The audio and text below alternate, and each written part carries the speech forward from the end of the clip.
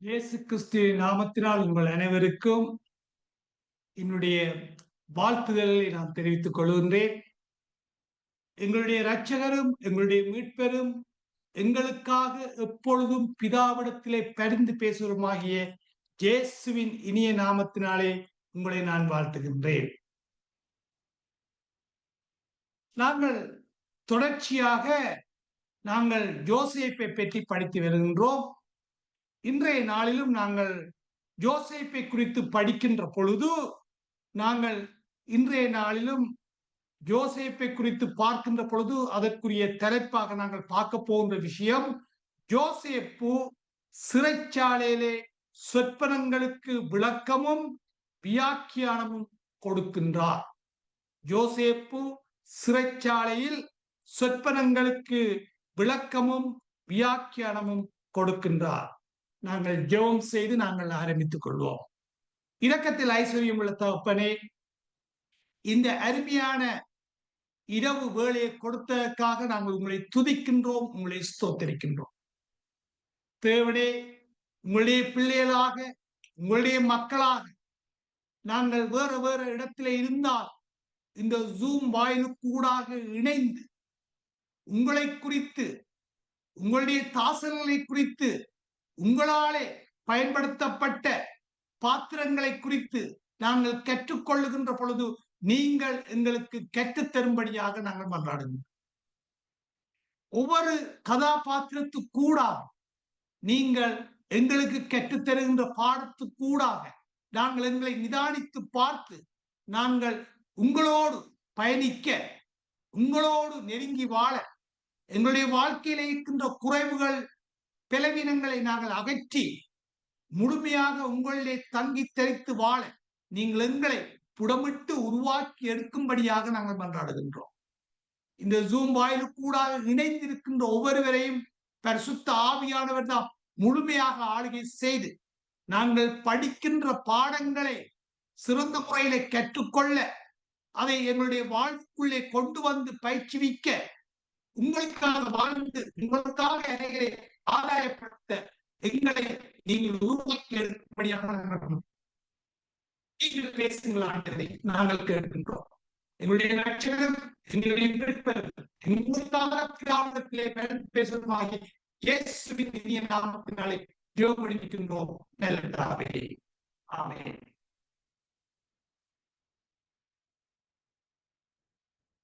யோசேப்பு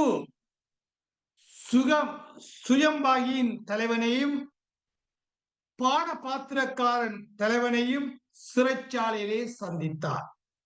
யோசேப்பு சுயம்பாகியின் தலைவனையும் பானபாத்திரக்காரனின் தலைவனையும் யோசேப்பு சிறைச்சாலையிலே சந்தித்தார். நாங்கள் வாசிப்போம். ஆதியாகமம் 40ஆம் அதிகாரம் 1-10. ஆதியாகமம் 40ஆம் அதிகாரம் 1-4. இந்த நடபடிகளுக்கு பின்பு எகிப்து ராஜாவுக்கு பானபாத்திரக்காரனும் சுயம்பாகியும் எகிப்து ராஜாவாகிய தங்கள் ஆண்டவனுக்கு குற்றம் செய்தார்கள். பார்வோன் தன் பானபாத்திரக்காரனின் தலைவனும் சுயம்பாகிகளின் தலைவனும் ஆகிய இவ்விரண்டு பிரதானிகள் மேலும் கடும் கோபம் கொண்டு அவர்களை யோசேப்பு வைக்கப்பட்டிருந்த இடமும் தலையாரிகளின் அதிபதியின் வீடுமாகிய சிறைச்சாலையிலே காவல் பண்ணுவித்தான். தலையாரிகளின் அதிபதி அவன் அவர்களை விசாரித்து வந்தான். அவர்கள் அநேக நாள் காவலில் இருந்தார்கள். நாங்கள் படிக்கின்ற போது யோசேப்பு இப்பொழுது சிறைச்சாலையிலே கைதியாக இருந்தாலும் அவனுடைய சூழ்நிலையில் ஆசீர்வதிக்கப்பட்டவனாக அவன் என்ன செய்கின்றான்? சிறைச்சாலையிலே இருக்கின்றான். அப்ப அவனுடைய நிலவரத்தை நாங்கள் பார்க்கின்ற பொழுது சிறைச்சாலையிலே இருந்தாலும் அங்கேயும் ஒரு ஆசீர்வதிக்கப்பட்ட நிலையிலேதான் அவன் சிறைச்சாலையிலே என்ன செய்கின்றான்? இருக்கின்றான். ஆதியாகமம் 39ஆம் அதிகாரத்தின் கடைசி வசனங்களை நாங்கள் பார்க்கின்ற பொழுது யோசேப்பு சிறைச்சாலையிலே ஒரு உத்தரவாதம் கொண்ட பொறுப்புள்ள ஒரு அதிகாரம் உள்ள நிலையில் நாங்கள் இருப்பதை காணுகின்றோம். அப்ப ஒரு உத்தரவாதம் உள்ள, ஒரு பொறுப்புள்ள, ஒரு அதிகாரம் உள்ள நிலையில் யோசேப்பு அந்த சிறைச்சாலையில இருப்பதை நாங்கள் என்ன செய்கின்றோம், காணுகின்றோம். அப்ப இந்த சிறைச்சாலையிலே யோசேப்பு 2 நபர்களை சந்திக்கின்றார். இந்த சிறைச்சாலையிலே யோசேப்பு 2 நபர்களை சந்திக்கின்றார். ஒன்று பானபாத்திரக்காரனுடைய காரணங்களுக்கு தலைவனாக இருக்கின்றவனையும் சுயம்பாயினுடைய தலைவனையும் என்ன செய்கின்றார், அங்கே சிறைச்சாலையிலே அவர் என்ன செய்கின்றார், சந்திக்கின்றார். பானபாத்திரக்காரன் என்று சொல்லுகின்ற பொழுது பானபாத்திரக்காரன் பார்வோனின் திராட்சை ரசத்திற்கு பொறுப்பாய் இருப்பவன். பானபாத்திரக்காரன் என்று சொல்லுகின்ற பொழுது பார்வோனுடைய திராட்சை ரசத்துக்கு என்னவாக இருக்கின்றவன், பொறுப்பாக இருக்கின்றவன். சுயமாகி எழுகின்ற பொழுது இந்த சுயமாகி என்ன, பார்வோனுடைய உணவுக்கு பொறுப்பில் இருக்கின்றவன், பார்வோனுடைய உணவிலே பொறுப்பாக இருக்கின்றவன். இந்த 2 பேர், பானபாத்திரக்காரனும் சரி சுயமாகியும் சரி, இவர்கள் 2 பேரும் அங்கே பார்வோனுடைய உணவு சம்பந்தமாக ஒருவன் திராட்சை ரசத்துக்கு பொறுப்பாக இருக்கின்றான், ஒருவன் அவனுடைய உணவுக்கு என்னவாக இருக்கின்றான், பொறுப்பாக இருப்பதை நாங்கள் காணுகின்றோம். அவன் இந்த இருவரும் இப்ப சிறைச்சாலைக்குள்ளே தள்ளப்பட்டவர்களாக இருக்கின்றார்கள். இந்த இருவரும் என்ன, இப்பொழுது சிறைச்சாலைக்குள்ளே என்ன செய்யப்பட்டிருக்கின்றார்கள், தள்ளப்பட்டவர்களாக இருக்கின்றார்கள். ஏன் இவர்கள் சிறைச்சாலைக்குள்ளே கொண்டு வரப்பட்டார்கள், ஏன் இவர்கள் சிறைச்சாலைக்குள்ளே கொண்டு வரப்பட்டார்கள், என்ன காரணத்துக்காக கொண்டு வரப்பட்டார்கள் என்ற கேள்வி அங்கே எழுப்பப்படுகின்றது. இதன் பின்னணியை நாங்கள் பார்க்கின்ற போது அவர்களுடைய ஆண்டவர் அல்லது ராஜா அவை அவமதித்த ஒரு காரியமாக இருக்க வேண்டும், அல்லாவிட்டால் துரோகம் செய்த காரியமாக இருக்க வேண்டும். அதாவது சுயம்பாயும் சரி பானபாத்திரக்காரனும் சரி தங்களுடைய ராஜாவாகிய ஆண்டவரை அவரை அவமதித்த ஒரு காரியமாக இருக்க வேண்டும், அல்லாவிட்டால் துரோகம் செய்த காரியமாக இருக்க வேண்டும். என்ன செய்கிறார்கள், இங்கே சிறைச்சாலையை கொண்டு வந்து போடப்பட்டார்கள்.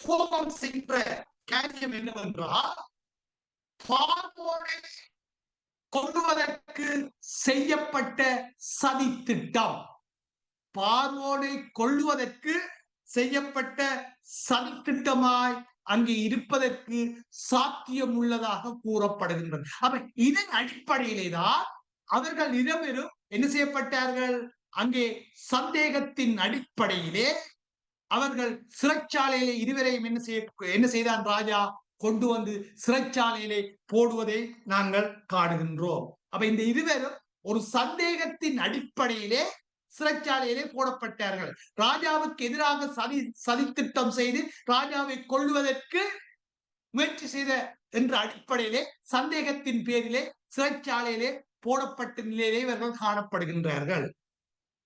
இவ்வாறு சந்தேக நபர்களாக இருக்கின்ற இருவரும் சிறைச்சாலையிலே யோசேப்பை சந்திக்கின்றார்கள்.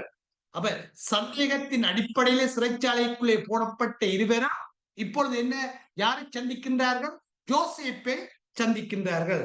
ஒரு வகையில் சொல்ல போனா இந்த சந்திப்பையும் தேவன் தான் ஏற்படுத்துகின்றார். ஒரு வகையில் சொல்ல போனா இந்த சந்திப்பை யார் ஏற்படுத்துகின்றார், தேவன் தான் ஏற்படுத்துகின்றார். ஒரு வகையில் தேவன் ஒரு காரியத்தை செய்வதற்குள்ளாக தேவன் ஒன்றை அங்க ஒரு காரியத்தை யோசேப்பை யார் என்று விளக்குவதற்காக, யோசேப்புக்குள்ளாக தான் யார் என்பதை அங்கே வெளிப்படுத்துவதற்காக தேவன் இந்த சந்திப்பை ஏற்படுத்துவதை நாங்கள் காண்கின்றோம். அங்கே காவலாளிகளின் தலைவன், சிறைச்சாலை காவலாளிகளின் தலைவன் அவர்களை இந்த பானபாத்திரக்காரனுடைய தலைவனையும் சுயம்பாயினுடைய தலைவனையும் யோசேப்புடன் ஒப்புவித்தான். அப்ப காவலாளிகளின் தலைவன் யாரிடத்திலே ஒப்புவித்தான், யோசேப்பிடத்திலே என்ன செய்தான், ஒப்புவித்தான் என்பதை நாங்கள் பார்க்கின்றோம். யோசேப்பு சிறைச்சாலையிலே இப்போ ஒரு பொறுப்புள்ள உத்தரவாதம் கொண்ட ஒரு அதிகாரம் கொண்ட ஒரு பொறுப்பிலே என்ன செய்கின்றான், அவன் அங்கே சிறைச்சாலையிலே இருக்கின்றான். அவன் ஒரு கைதியாக இருந்தாலும், யோசேப்பு ஒரு கைதியாக இருந்தாலும் சிறைச்சாலையிலே ஒரு பொறுப்புள்ள அதிகாரம் கொண்ட ஒரு நபராக என்ன செய்கின்றார், அங்கே இருப்பதை நாங்கள் காணுகின்றோம். அப்ப ஒருவேளை சொல்ல போனா நாங்கள் யோசேப்பிடத்தில் இந்த கற்றுக்கொள்கின்ற இன்னும் ஒரு விஷயம், அவன் அவனோடு கூட இருந்ததினாலே அவன் எங்கே சென்றாலும் அவன் ஆசீர்வாதம் உள்ளவனாக இருந்தான். தேவன் அவனோடு கூட இருந்ததினாலே அவன் எங்கே சென்றாலும் என்னவாக இருந்தான், ஆசீர்வாதம் உள்ளவனாக இருந்தான். அடுத்து நான் பார்க்கின்றோம் யோசேப்பிடத்திலே அவன் தாழ்மையாக இருந்தான். நாம் பார்க்கிறோம் அவன் தன்னுடைய அதிகாரத்தை துஷ்பிரயோகம் செய்யவில்லை. அதிகாரத்தின் நிமித்தம் மற்றவர்கள் தன்னை சிரமம் செய்ய வேண்டும் என்று அவன் எதிர்பார்க்கவில்லை. அவன் தன்னுடைய அதிகாரத்தை தவறான முறையில் செய்யவில்லை, அவன் பயன்படுத்தவில்லை. மாறாக தன்னுடைய அதிகாரத்தின் நிமித்தம் மற்றவர்களுக்கு அவன் ஒரு சிரமம் செய்கின்றவனாக, மற்றவர்களுக்கு ஒரு உதவி செய்கின்றவனாக, மற்றவர்கள் மீது அவன் கரிசனை காட்டுகின்றவனாக, மற்றவர்களுக்கு ஒரு பணி செய்கின்றவனாகத்தான் நாங்கள் யாரை பார்க்கின்றோம், யோசேப்பை பார்க்கின்றோம். இன்று நாங்கள் எங்களுடைய இலங்கை நாட்டை எடுப்போம் சொன்னால், இன்றைக்கு இலங்கை தேசத்திலே நாங்கள் பார்த்தால் எங்களுடைய செய்திகளை பார்க்கின்ற பொழுது பொறுப்பிலே இருக்கின்றவர்கள், அதிகாரிகள், நல்ல உயர்ந்த பதவியிலே இருக்கின்றவர்கள், அமைச்சராக இருக்கின்றவர்கள் மற்றும் ஒரு அலுவலகத்திலே உயர்ந்த உத்தியோகத்திலே இருப்பவர்கள், அதிகாரிகளை பார்க்கின்ற பொழுது நாங்கள் இன்றைக்கு பார்க்கின்ற நியூஸ்ல பார்த்தால் ஊழலோடு சம்பந்தப்படுகின்றார்கள், லஞ்சத்தோடு சம்பந்தப்படுகின்றார்கள், தங்களுடைய அதிகாரத்தை துர்பிரயோகம் செய்கின்றதை பார்க்கின்றோம், அதை தவறான முறையிலே பயன்படுத்துவதை காணுகின்றோம். ஆனால் நாங்கள் யோசேப்பிடத்திலே வருகின்ற பொழுது, அங்கே யோசேப்பை நாங்கள் பார்க்கின்ற பொழுது அவன் தன்னுடைய பதவியை, தன்னுடைய அதிகாரத்தை, தனக்கு பொறுப்பு கொடுக்கப்பட்ட விஷயத்தை அவன் தவறாக பயன்படுத்தவில்லை, அதை ஒரு பிழையாக பயன்படுத்தவில்லை.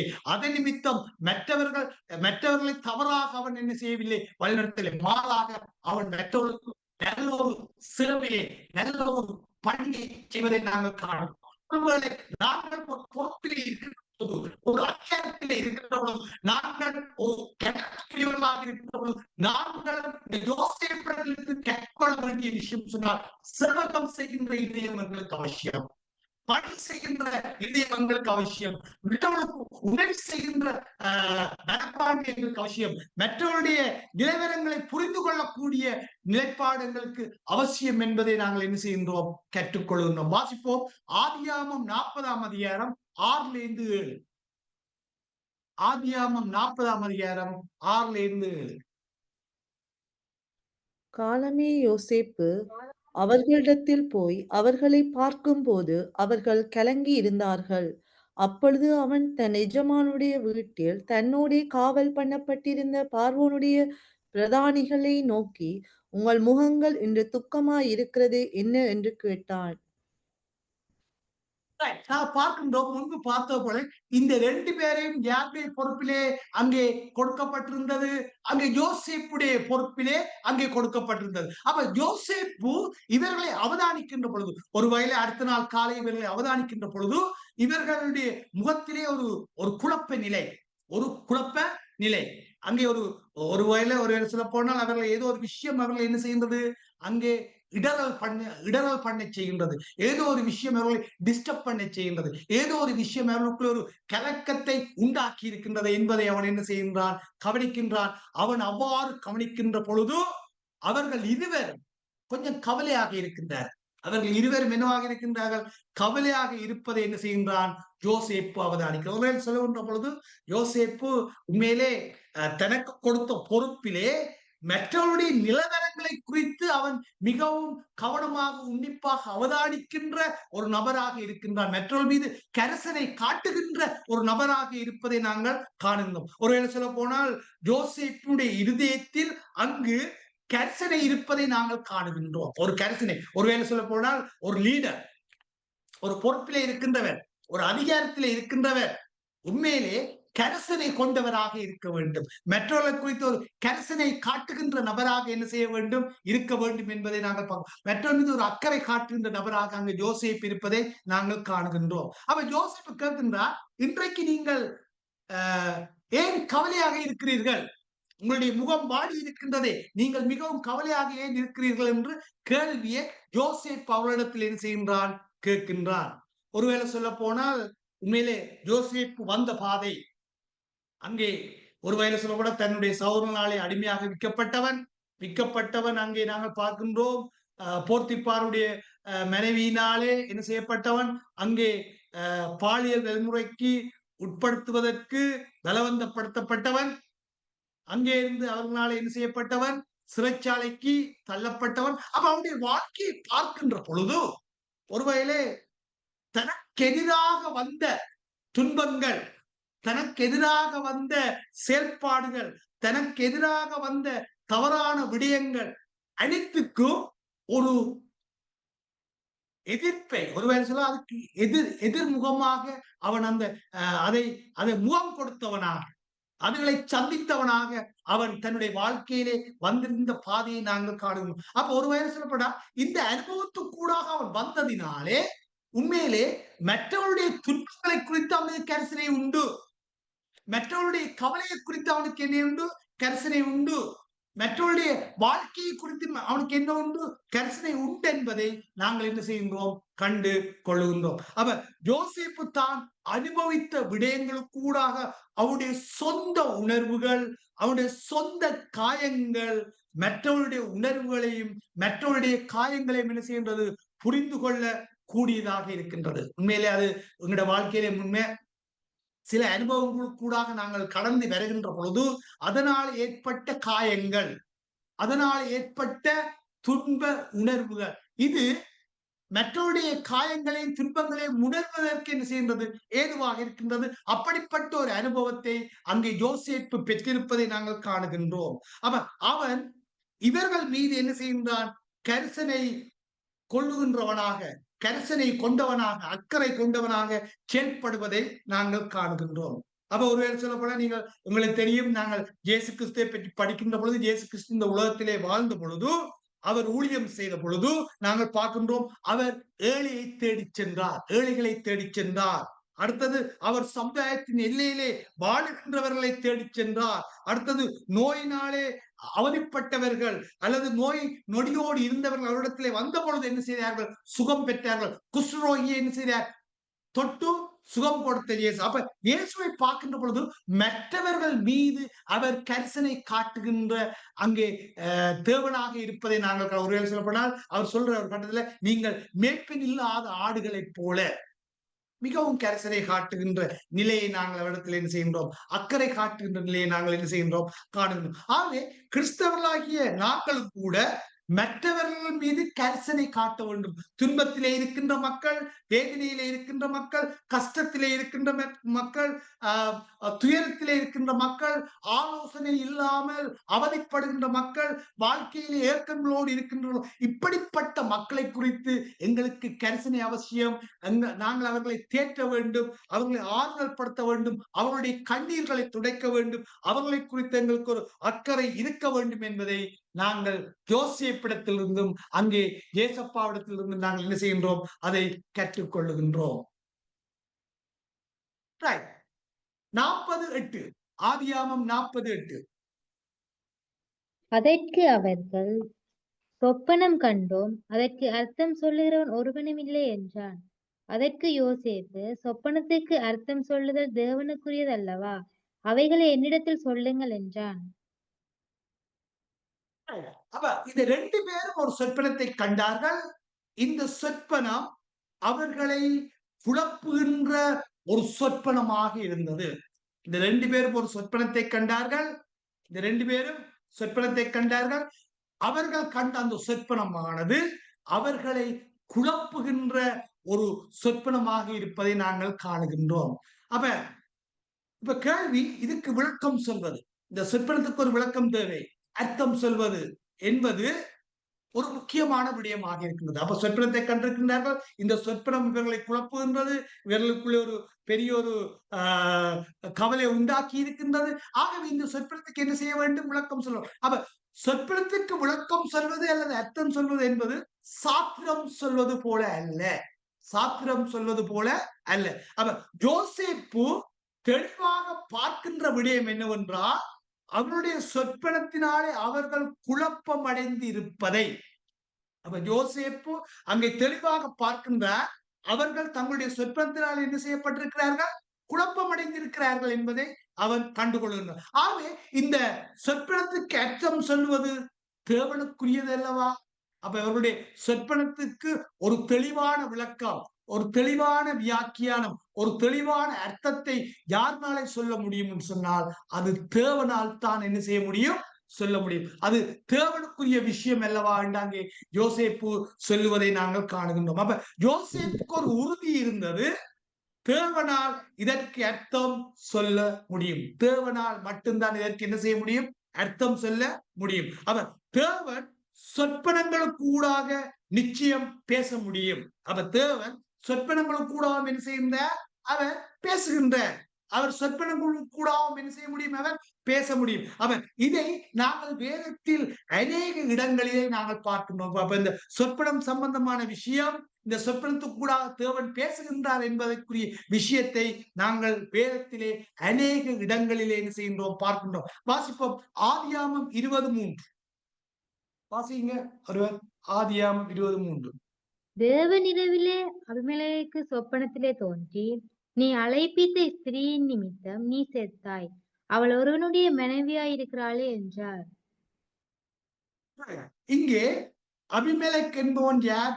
ஒரு புறஜாதியைச் சேர்ந்த ஒரு ராஜா.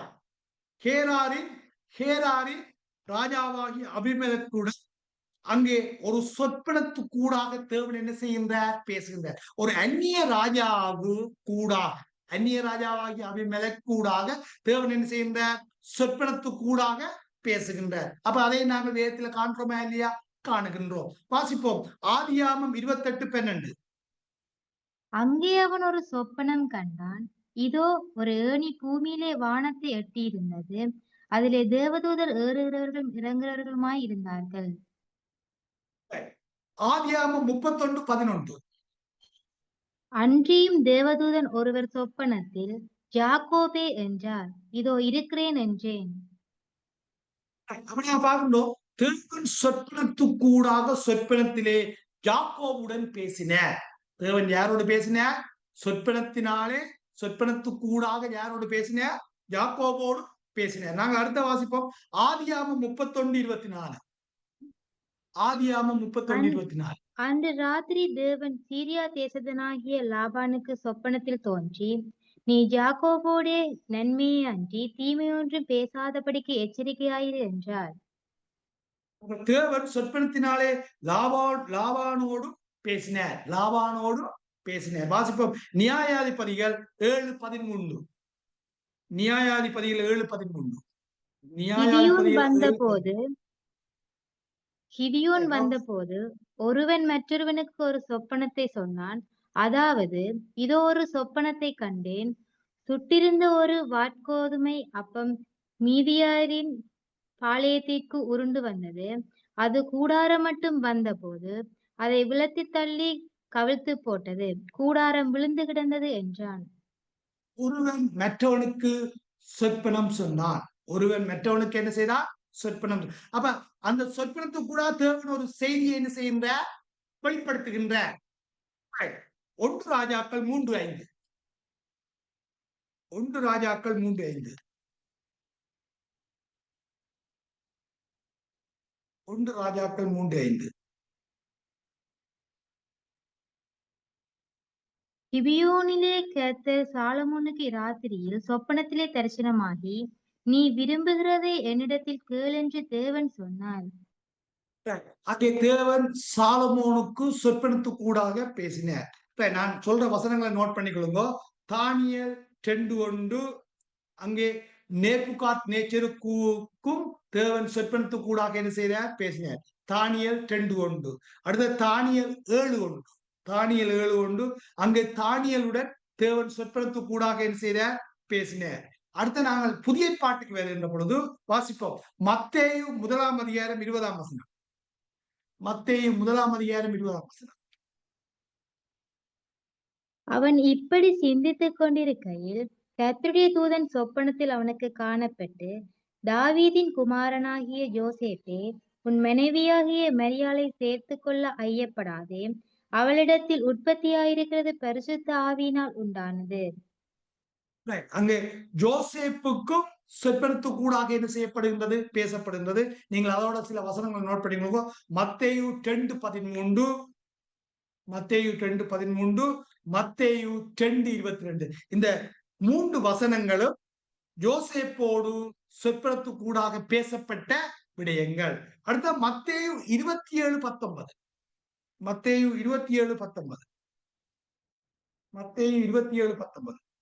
அவன் நியாயாசனத்தில் உட்கார்ந்திருக்கையில் அவனுடைய மனைவி அவனிடத்தில் ஆளனுப்பி, நீர் அந்த நியாயமானை ஒன்றும் செய்ய வேண்டாம், அவர் நிமித்தம் இன்றைக்கு சொப்பனத்தில் வெகு பாடுபட்டேன் என்று சொல்லச் சொன்னாள்.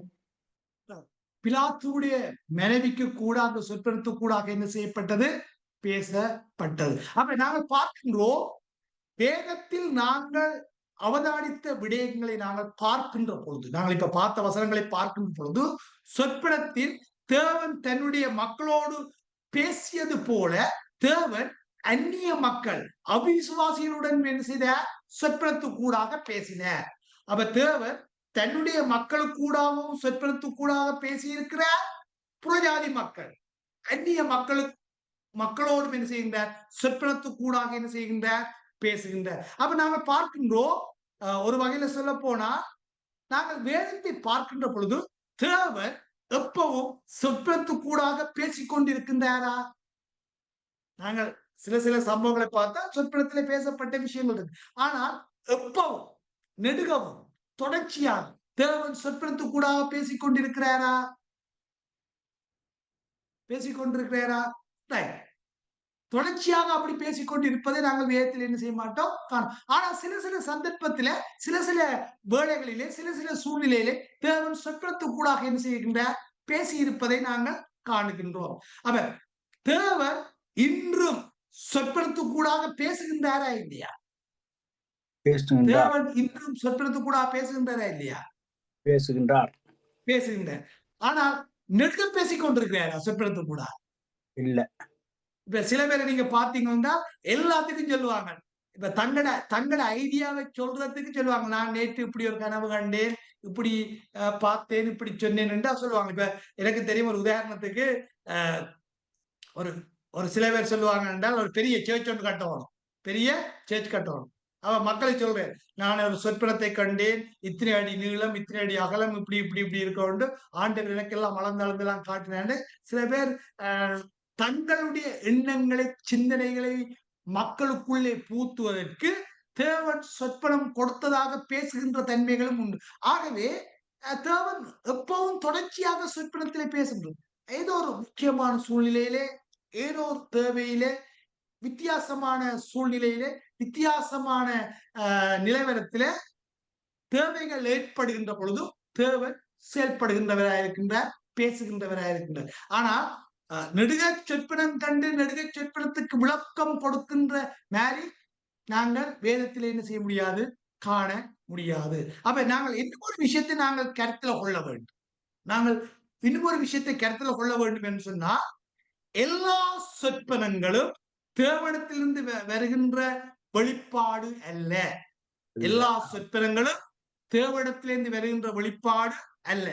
சில வேளைகளில் சொற்பனங்கள் எங்களுடைய சிந்தனையின் பரபரப்பினால் வர முடியும். சில வேளை சொல்லுவோம், அப்படி சொல்லுவோம், சில விஷயங்களை நாங்கள் எப்போ நெச்சு கொண்டிருப்போம், ஒரு விஷயத்தை நெச்சு கொண்டிருப்போம். இந்த எப்போ நெச்சு கொண்டிருக்கிற விஷயத்தினால எங்களோட இரவுல, எங்களோட படுக்கையில, எங்களுடைய கனவு சொற்பனத்துல அதுகளை என்ன செய்கின்றது, தோன்றிக் கொண்டு இருக்கும். அல்லது சில விஷயங்களுக்குள்ள நாங்கள் மூழ்கி இருப்பதினாலே அதுகளும் கூட எங்களுடைய கனவிலே, எங்களுடைய சொற்பனத்தில் என்ன செய்யும்போது வேண்டும். அப்ப சில வேளை எங்களுடைய சிந்தனை தாக்கப்பட்டதினாலே, அந்த சிந்தனையிலே நாங்கள் மூழ்கி இருப்பதினாலே, ஒரே நேரம் அல்லது எப்பவும் நாங்கள் அந்த சிந்தையிலே இருப்பதினாலே அது கூட எங்களுக்கு என்னவாக வர முடியும், சொற்பனமாக வர முடியும். வாசிப்போம் பிரசங்கி 5:3, பிரசங்கி 5:3.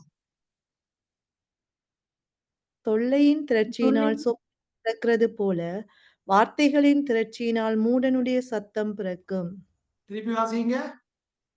தொல்லையின் திரட்சியினால் சொப்பனம் பிறக்கிறது போல தொல்லையின் பிரச்சனைனால நாங்கள் சில விஷயத்தை எங்களை மண்டைகளை போட்டு போட்டு போட்டு போட்டு போட்டு குழப்புறாங்க, அல்லது மண்டைகளை போட்டு போட்டு சிந்திக்கிறாங்க, அல்லது அதுல எங்களுக்கு இருக்கிற ஒரு தீவிரம் அதன் விதத்தில் அது என்னவாக மாறுகின்றது, என்னவாக தோன்றுகின்றது, சொற்பனமாக வருகின்றது. பிரசங்கி 5:7 அநேக அநேக சொப்பனங்கள் சொப்பனங்கள் மாயை இருப்பது போல அநேக வார்த்தைகளும் வியர்த்தமாய் இருக்கும். ஆகையால் நீ தேவனுக்கு பயந்திரு. திருப்பி வாசிங்க. அநேக சொப்பனங்கள் மாயாய் இருப்பது போல அநேக சொற்பனங்கள் என்னவாக இருக்கின்றது, மாயையா இருக்கின்றது. இப்ப உதாரணத்துக்கு சும்மா சொல்லுவோம், நாங்கள் ஒரு ஆழ்ந்த நித்திரையில இருந்தால் சொற்பனம் காணுவோமே இல்லையா? காணவும் ஒரு ஆழ்ந்த நித்திரையில சொற்பனம் காண்றோம் நாங்கள் படுக்கையில போய். அப்ப காண்ற எல்லா சொற்பனமும் தேவனிடத்திலிருந்து வந்தவன்னு சொல்ல முடியுமா? இல்ல. தேவனிடத்திலிருந்து வந்தவன்னு சொல்ல முடியும். ஆனா முடியாது. தேவன் ஒரு விசேஷித்த முறையில சொற்பனங்களை கொடுக்கின்ற விசேஷித்த முறையிலே, விசேஷித்த தேவையின் அடிப்படையிலே, ஒரு விசேஷித்த செய்தியை வெளிப்படுத்துவதற்காக, விசேஷித்த ஒரு செயல்பாட்டுக்காக தேவன் விசேஷித்த முறையில செயல்படுகின்றார். ஆனால் வருகின்ற எல்லா சொற்பனமும் தேவனிடத்திலிருந்து வந்தது என்று சொல்ல முடியாது. நாங்கள் அடுத்த பார்ப்போம். இந்த கள்ள தீர்க்கதரிசிகளை குறித்து நாங்கள் என்னவாக இருக்க வேண்டும், எச்சரிக்கையாக இருக்க வேண்டும். யாரை குறித்து? கள்ள தீர்க்கதரிசி. வாசிப்போம். உபாகமம் 13 1-5 வாசிப்போம். உங்களுக்குள்ளே ஒரு தீர்க்கதரிசி ஆகிலும் சொப்பனக்காரராகிலும் எழும்பி நீங்கள் அறியாத வேற தேவர்களை பின்பற்றி அவர்களை சேவிப்போம் வாருங்கள் என்று சொல்லி உங்களுக்கு ஒரு அடையாளத்தையும் அற்புதத்தையும் காண்பிப்பேன் என்று குறிப்பாய் சொன்னாலும், அவன் சொன்ன அடையாளமும் அற்புதமும் நடந்தாலும், அந்த தீர்க்கதரிசி ஆகிலும் அந்த சொப்பனக்காரன் ஆகிலும் சொல்லுகிறவைகளை கேளாதிருப்பீர்களாக. உங்கள் தேவனாகிய கர்த்தரிடத்தில் நீங்கள் உங்கள் முழு இருதயத்தோடும் உங்கள் முழு ஆத்மாவோடும் அன்பு கூறுகிறீர்களோ இல்லையோ என்று அறியும்படிக்கு உங்கள் தேவனாகிய கர்த்தர் உங்களை சோதிக்கிறார். நீங்கள் உங்கள் தேவனாகிய கர்த்தரை பின்பற்றி அவருக்கு பயந்து அவர் கற்பனைகளை கைக்கொண்டு அவர் சத்தத்தை கேட்டு அவரை சேவித்து அவரை பற்றி கொள்வீர்களாக. அந்த தீர்க்கதரிசியும் அந்த சொப்பனக்காரனும் கொலை செய்யப்பட கடவன். நீங்கள் நடக்கும்படி உங்கள் தேவனாகிய கர்த்தர் உங்களுக்கு விதித்த வழியை விட்டு உங்களை விலக்கும்படி அவன் உங்களை எகிப்து தேசத்திலிருந்து புறப்பட பண்ணினவரும் உங்களை அடிமைத்தன வீட்டிலிருந்து நீங்களாக்கி மீட்டு கொண்டவருமான உங்கள் தேவனாகிய கர்த்தருக்கு விரோதமான துரோக பேச்சை பேசினான். இப்படிப்பட்ட தீமையை உங்களிடத்திலிருந்து விலக்குவீர்களாக.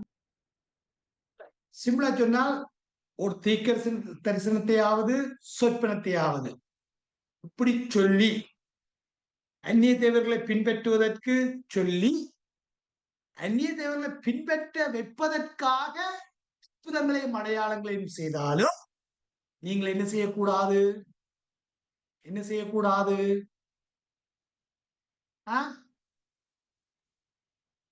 என்ன செய்யக்கூடாது? நம்பக்கூடாது, நம்பக்கூடாது, பின்பற்றக்கூடாது. நம்பக்கூடாது, பின்பற்றக்கூடாது. அப்ப அங்க தெளிவா சொல்லப்படுகின்ற இதுல ஒரு முக்கியமான பாயிண்ட் அங்க அந்த வசனத்தை சொல்லப்படுகின்றது. தீர்க்கதரிசனத்தையோ அல்லது சொற்பனத்தையோ அவர்கள் உங்களுக்கு சொல்லி அந்நிய தேவர்களை பின்பற்றுவதற்கு உங்களுக்கு சொல்லி அவர்கள் அற்புதத்தையோ அடையாளத்தையோ செய்தாலும் அப்ப ஒரு கள்ள தீர்க்கதரிசி கள்ள சொற்பனம் சொல்லுகின்றவர் ஒரு அற்புதம் அடையாளம் செய்வதற்கும் சாத்தியம் இருக்கின்றது. அப்ப ஒரு வகையில இந்த அற்புத அடையாளத்தை கண்டு அவர்கள் சொல்வதையும் என்ன செய்கின்றார்கள், மக்கள் நம்பி அவர்களை பின்பற்றுவதற்கும் சாத்தியம் உண்டு. ஆகவே இப்படிப்பட்டவர்களை இனம் கண்டு கொள்ள வேண்டும் என்பதை வேதம் என்ன செய்கின்றது, எச்சரிக்கின்றது. வேதம் என்ன செய்கின்றது, எச்சரிக்கின்றது. ஒரு கேள்வி உங்களிடத்துல, ஒரு கேள்வி. இப்ப நான் அண்மை காலத்துல ஒரு பிரசங்கம் ஒன்று பார்த்தேன். அந்த பிரசங்கி ஒரு கேள்வி கேட்கிறார். எப்படின்னு சொன்னா, ஆண்டவர் வெளிப்படுத்துகிறார் என்று சொல்லி வெளிப்பாடுகளை சொல்லுகின்றார்கள். ஆண்டவர் அற்புதம் செய்ய சொன்னார் சொல்லி அற்புதம் செய்கின்றார்கள். ஆனால் அவர்கள் சொல்லுகின்ற வெளிப்பாடுகள் சரியாக இருந்தாலும் அவருடைய வாழ்க்கைக்கும் அவர்கள் சொல்லுகின்ற வெளிப்பாட்டுக்கு சம்பந்தம் இல்லை. அவருடைய வாழ்க்கை அந்தரங்கத்திலே தாறுமாறாக இருக்கு. அந்தரங்கத்திலே என்னவாக இருக்கின்றது, தாறுமாறாக இருக்கின்றது. அற்புதம் செய்கின்றார்கள், அந்தரங்கத்திலே என்னவாக இருக்கின்றது, மோசமாக இருக்கின்றது. இப்படிப்பட்ட நிலவரத்திலே இவர்களுக்கூடாக வருகின்ற வெளிப்பாடு, இவர்களுக்கூடாக வருகின்ற அற்புதம் தேவன் செய்கிறார் என்று சொல்ல முடியுமா? தேவன் செய்கிறார் என்று சொல்ல முடியுமா? என்ன சொல்றீங்க? இல்லை. இல்லை. நிச்சயமா சொல்ல முடியாது. தேவன் செய்கிறார்னு சொல்ல முடியாது. ஏன்னு சொன்னா இந்த யோசேப்புடைய கேரக்டரை நாங்கள் பார்க்கின்ற பொழுது, அழகான கேரக்டர், அவருடைய லைஃபை பாருங்க, வாழ்க்கையை பார்க்கின்ற பொழுது அவருடைய வாழ்க்கை மிகவும் ஒழுக்கமுள்ள ஒரு தூய்மையான, தேவனுக்கு முன்பாக பரிசுத்தமுள்ள, தேவனோடு பயணிக்கின்ற, தேவன் அவனோடு கூட இருக்கிறார் என்ற அந்த சத்தியத்தை முன்வைக்கின்ற ஒரு வாழ்க்கையை அவன் வாழுகின்றான். அப்ப அவன் செய்கிற காரியத்துக்கும் அவனுடைய வாழ்க்கைக்கும் என்ன இருக்கின்றது? நல்ல தொடர்பு சம்பந்தம் இருக்கின்றது.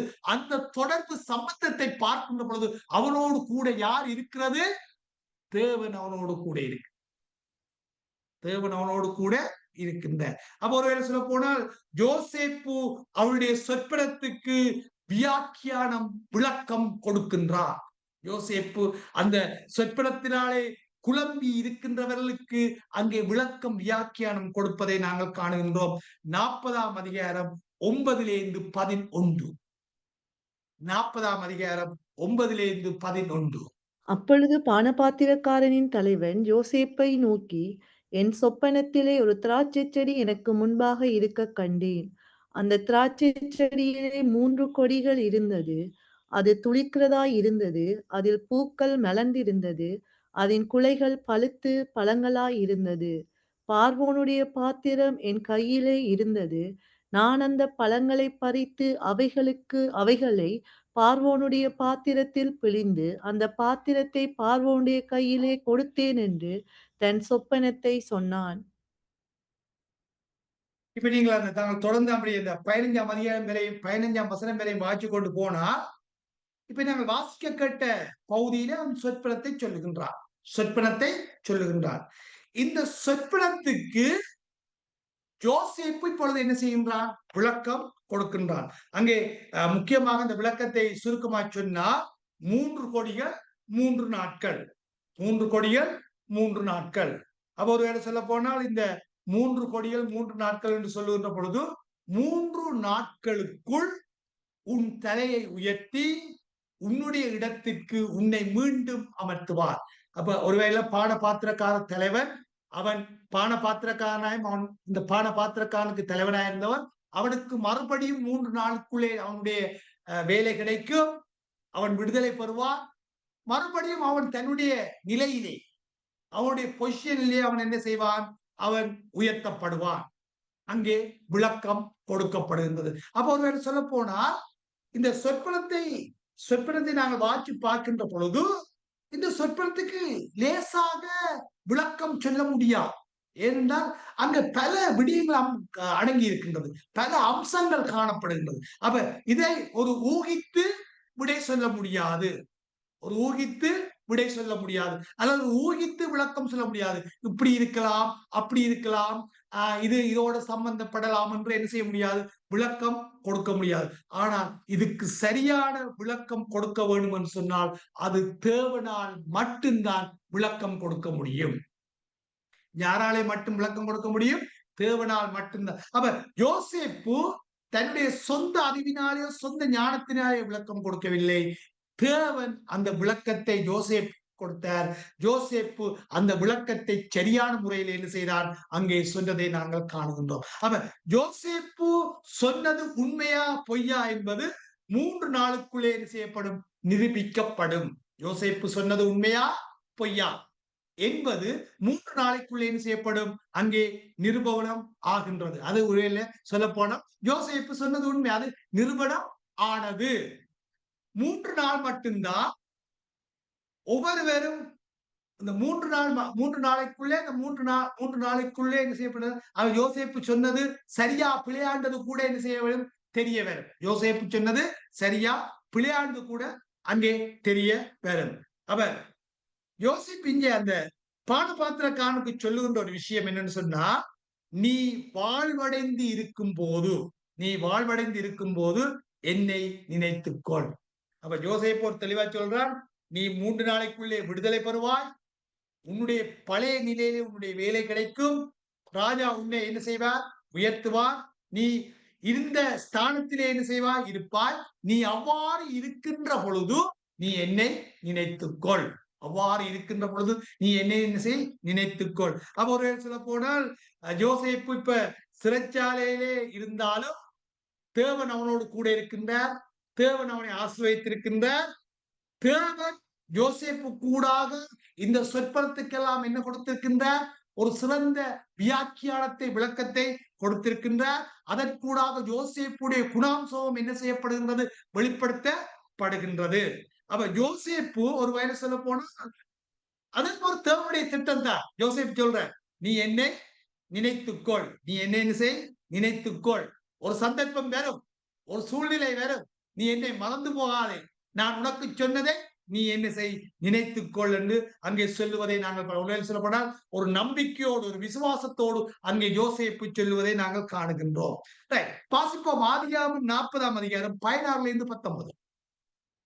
அர்த்தம் நன்றாயிருக்கிறது என்று சுயம்பாகிகளின் தலைவன் கண்டு யோசேப்பை நோக்கி, நானும் என் சொப்பனத்தின் 3 வெள்ளை கூடைகள் என் தலையின் மேல் இருக்க கண்டேன். மேற்கூடையிலே பார்வோனுக்காக சமைக்கப்பட்ட சகலவித பலகாரங்களிலும் கொஞ்சம் கொஞ்சம் இருந்தது. என் தலையின் மேல் கூடையில் இருந்தவைகளை பறவைகள் வந்து பட்சித்தது என்றான். அதற்கு யோசேப்பு, அந்த 3 கூடைகளும் 3 நாளாம். இன்னும் 3 நாளைக்குள்ளே பார்வோன் உன் தலையை உயர்த்தி உன்னை மரத்திலே தூக்கி போடுவார். அப்பொழுது பறவைகள் உன் மாம்சத்தை தின்னும். இதுதான் அதன் அர்த்தம் என்று சொன்னான். இப்ப சுயம்பாகியின் சொற்பனத்துக்கு யோசேப்பு என்ன செய்கின்றார்? விளக்கம் கொடுக்கின்றார். ஒருவேளை சொல்ல போனால் நாங்கள் பார்க்கின்றோம், ஒரு வகையில சொல்ல போனால் இங்கே காணுகின்ற விஷயம், இந்த பானபாத்திரக்காரனுக்கு யோசேப்பு ஒரு சிறந்த விளக்கம் கொடுத்த பொழுது இந்த விளக்கம் நன்றாக இருக்கின்றது என்று சுயம்பாகி கண்டு அவன் என்ன செய்கின்றான்? தன்னுடைய சொற்பனத்தையும் சொல்லுகின்றான், விளக்கம் சொல்லும்படியாக. தன்னுடைய சொற்பனத்தையும் சொல்லுகின்றான், விளக்கம் சொல்லும்படியாக. அவன் யோசேப்பு இங்கே கொடுக்கின்ற விளக்கமானது சுயம்பாய்க்கு வருகின்ற நியாய தீர்ப்பை குறித்த ஒரு விடயமாக இருக்கின்றது. சுயம்பாய்க்கு வருகின்ற ஒரு நியாய தீர்ப்பை குறித்த ஒரு விடயமாக இந்த விளக்கம் வருகின்றது. அப்ப இந்த நியாய தீர்ப்புக்குரிய விளக்கத்தை அங்கே யோசேப்பு தேவனிடத்திலிருந்து பெற்றுத்தான் என்ன செய்கின்றான்? அந்த விளக்கத்தையும் என்ன செய்கின்றான்? கொடுக்கின்றான். தேவனிடத்திலிருந்து பெற்றுத்தான் அந்த விளக்கத்தையும் என்ன செய்கின்றான்? கொடுக்கின்றான். அப்ப பொருள் சொல்லப்பட இதுல கவனிக்கணும், ஒருத்தருக்கு விடுதலை என்ற செய்தி, இன்னும் ஒருவனுக்கு மரணம் என்ற செய்தி, தண்டனை, மரணம் என்ற செய்தி. அப்ப ஒருவேளை சொல்ல போனா இன்றைய பிரசங்கங்களை நாங்கள் பார்க்கின்ற இன்றைய பிரசங்கங்களை பார்க்கின்ற பொழுது இன்றைய பிரசங்கங்கள் மக்களை ஒரு பொழுதுபோக்கில் மகிழ்விக்கின்ற பிரசங்கங்களாக மாறுகின்றது. மக்களை ஒரு பொழுதுபோக்கில் மகிழ்விக்கின்ற பிரசங்கம், மக்களை பிரியப்படுத்துகின்ற பிரசங்கங்களாக மாறுகின்றது. ஒருவேளை சொல்ல போனால் இன்று பிரசங்கிகளும் அதைத்தான் விரும்புகின்றார்கள், மக்களும் அதைத்தான் விரும்புகின்றார்கள். அப்ப எச்சரிப்புக்குரிய செய்தி, நியாய தீர்ப்புக்குரிய செய்தியை பிரசங்கிப்பது மிக குறைவாக இருக்கின்றது. ஒரு எச்சரிப்புக்குரிய, ஒருவேளை சொல்ல போனால் இன்றைக்கு ஆட்களை பிரியப்படுத்தத்தக்கதாக, ஆட்களுக்கு ஏற்ற வண்ணமாக, ஆட்களை சுவாரஸ்யப்படுத்தத்தக்கதாக, அவர்களுடைய பொழுதுபோக்கிலே மகிழ்விக்கத்தக்கதாக, அவர்களை பிரியப்படுத்தி ஆரவாரப்படுத்தத்தக்க மாதிரி பிரசங்கங்களை இன்றைக்கு பிரசங்கி மேல் செய்கின்ற பொழுது அந்த பிரசங்கி மேலை நாங்கள் விரும்புகின்றோம். மக்களும் அதிலேதான் பிரியப்பட்டு மூழ்கி இருக்கின்றார்கள். ஆனால் எச்சரிப்புக்குரிய செய்தி, நியாய தீர்ப்புக்குரிய செய்தியை பிரசங்கிப்பது இன்று மிக குறைவாக அமைந்திருப்பதை காணுகின்றோம். ஒருவேளை இந்த யோசேப்பு பார்க்கின்ற பொழுது இந்த நியாய தீர்ப்புக்குரிய பிரசங்கம் என்றது ஒரு எச்சரிப்புக்குரிய பிரசங்கம், ஒரு எச்சரிப்புக்குரிய பிரசங்கம். நியாய தீர்ப்புக்குரிய பிரசங்கத்தை அவன் செய்வதை நாங்கள் என்ன செய்கின்றோம்? காணுகின்றோம். அங்கே பறவைகளுடைய மாம்சத்தை உண்ணும், பறவைகளுடைய மாம்சத்தை உண்ணும். அவனுடைய மரணம் கூட ஒரு மோசமான மரணமாய் அமையும் என்பதை அங்கே சுட்டி காட்டப்படுகின்றது. ஒருவேளை சொல்ல போனால் எச்சரிப்பின் செய்தி என்னன்னு சொன்னால் எங்களுக்கு வருகின்ற அழிவை குறித்து, எங்களுடைய எதிர்காலத்திலே வருகின்ற மோசத்தை குறித்து, நாங்கள் மனம் திரும்பாவிட்டால் வருகின்ற பாதிப்பை குறித்து, எங்களுடைய அழிவை குறித்து, அங்கே எச்சரிப்பாக வருகின்ற நியாய தீர்ப்பை குறித்து அடித்து உடைத்து சொல்கின்ற செய்தியாக இருப்பதை நாங்கள் என்ன செய்கின்றோம், காணுகின்றோம். அவ இது நிமித்தம் பானபாத்திரக்காரன், அப்ப ஒரு சொல்ல போனா யோசேப்பு இருவருக்கும் கொடுத்த விளக்கத்தின் அடிப்படையிலே, யோசேப்பு இருவருக்கும் கொடுத்த விளக்கத்தின் அடிப்படையிலே அங்கு இருவரும் நியாயம் தீர்க்கப்படுகின்றார். என்ன, அங்கே பானபாத்திரர் கொடுத்த விளக்கத்தின்படி அவன் விடுதலையாக்கப்படுகின்றான். சுயம்பாய்க்கு கொடுத்த விளக்கத்தின்படி அவன் மரண தண்டனையை என்ன செய்கின்றான், அனுபவிக்கின்றான். அப்ப ஒரு சொல்ல போனா இதுல இன்னும் ஒரு விஷயம் வருகின்றால், பானபாத்திரக்காரன் ஒரு தவறு செய்யாதவன், குற்றம் செய்யாதவன். சுயம்பாயி குற்றம் செய்தவன் என்பது கூட நிரூபிக்கப்படுகின்றது. அப்ப ஒரு வேலை சொல்ல போனா தேவனுடைய செய்தியை நாங்கள் சரியாக கொடுக்கின்ற பொழுது, தேவனுடைய வார்த்தையை சரியாக பிரசங்கிக்கின்ற பொழுது, அந்த தேவனுடைய வார்த்தை சரியான முறையில மக்களிடத்தில் சென்றடைய வேண்டும். அதான் நாங்கள் வார்த்தையை வார்த்தையாக பிரசங்கிக்க வேண்டும்.